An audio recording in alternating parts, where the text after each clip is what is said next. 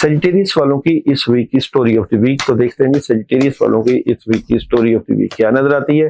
Sagittarius वाले इस week में थोड़ा सा जज्बाती नजर आते हैं। ओवरऑल कामों में बहुत जबरदस्त हेल्प है, कामयाबी भी है, बैलेंस भी कर रहे हैं और कामों में मसरूफ नजर आते हैं। बड़ी हैरान कुन पॉजिटिव तब्दीलियां आप लोगों के लिए इस वीक में।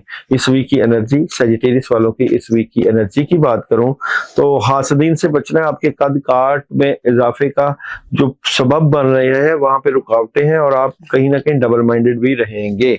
अगर मैं बात करूं आप लोगों के जॉब, बिजनेस और कैरियर की, तो जॉब, बिजनेस और कैरियर में एक तो अंधा एतमाद ना करें। ओवरऑल जो चीजें समझ नहीं आ रही वो उनकी समझ आएगी और आप नेगेटिविटी से बेहतरी की तरफ जा रहे हैं। मैरिज और रिलेशन की बात करूं तो ख्वाहिशें पूरी होंगी, बहुत जबरदस्त एनर्जी है और फजूल खर्ची कम करिएगा। हेल्थ की बात करूं तो हेल्थ डिस्टर्ब है। पानी के ऊपर औज़ बिल्लाहि मिनश शैतानिर रजीम 21 मरतबा दम करके 2-3 मरतबा